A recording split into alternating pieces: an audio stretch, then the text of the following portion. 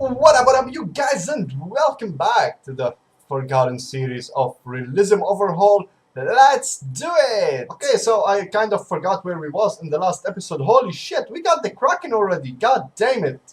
So I have updated the mod and I'm using now 1.1.3, and let's have a look on our science situation. Ginny Kerman, how we doing in terms of science?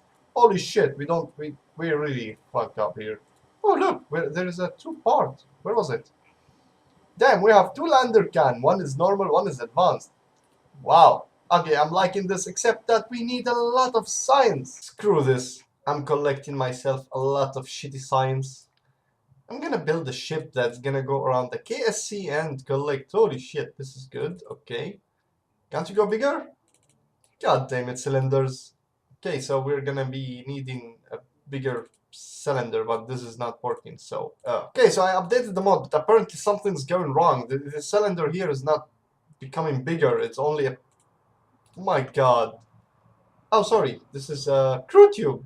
I gotcha. So we need this one. There's our little ship full of science. We're going to collect them all today. As far as I'm aware, there's approximately 500 science-ish in the KSC, and we're gonna collect them all. Okay, well, this is even better. Kerbal Environmental Institute, make me happy! So with the power of modded gameplay, we are now having almost 1000 science, which will give us a lot of part of what we need. So we're gonna use the science we got to collect even more science by opening up more instruments.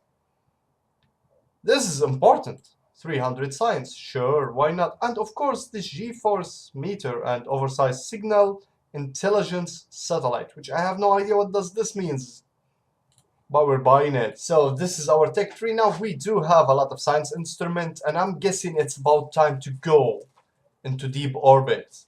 So with the science we have and the new engine, which is 2.5, and this one is more likely a space engine, pressure fed ignition is 36.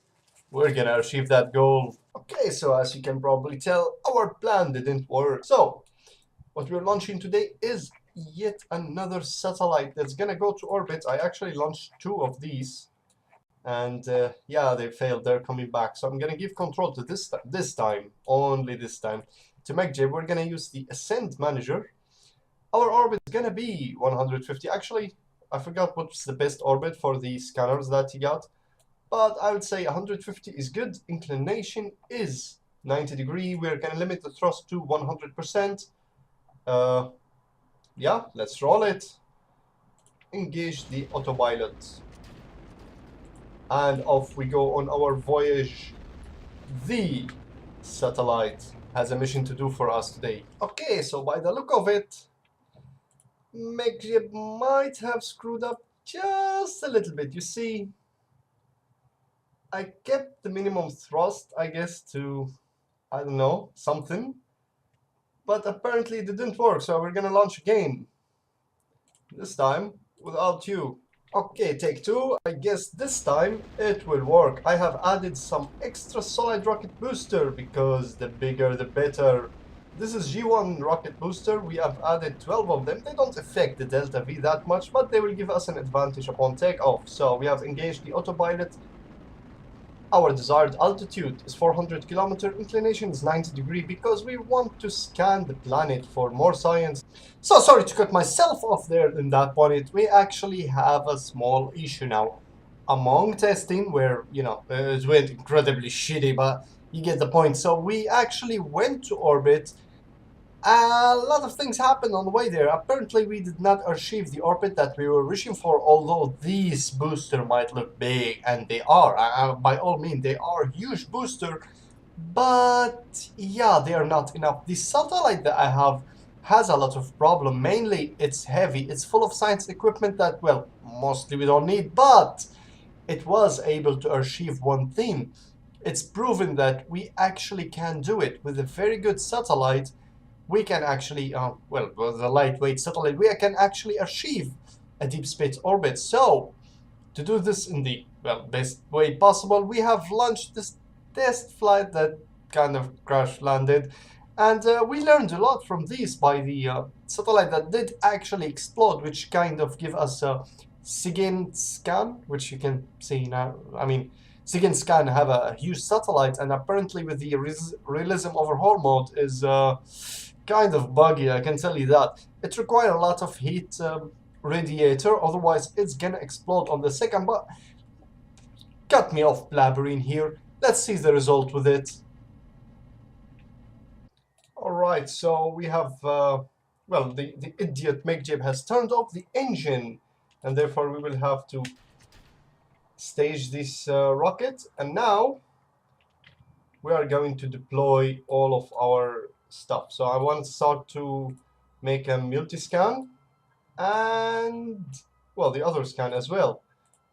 This has the maximum altitude of 500 kilometer, and this got approximately 5,000, which is great, except, well, it's not necessarily. Now the radiator panel is really hot. They are trying their best to... Oh, I'm in control. Okay. So we're gonna set circularization. We're gonna put the auto tolerance up to 3 seconds. So the rocket's not gonna get wobbly all of a sudden. Now we are going to do this. We require approximately 70 delta V. We got 2000. Again, this is probably a good idea to do it, so yeah. Well, we need to stage first, and I'm afraid something's gonna explode right here. So we're staging now. It did blow up, of course. So what happened? Where am I? We are... No. Can I select it? Space Pro? No? Okay, so we will have to head back to the Space Center and select this manually. Okay, there's our beautiful probe. I guess there's a slight problem with this specific probe. You should not stage it. You should just decouple the fairing manually and then stage the stuff manually, or deploy the radar dish manually, because it is huge by all means. Alright, now we're back again. Everything seems to be in order. We actually have control over the vessel, so let's select the maneuver node. We have 10 ignition left in our engine, so yeah, and it is actually very stable at this altitude and this high. The engine is on at the moment, so MakeJib should find no problem. And now for the second part of this amazing mission, we are going to collect science using this shoved up airplane. So I have merely beached the airplane at the beach, and we are going to collect science report and of course send it down to our lab, because more data.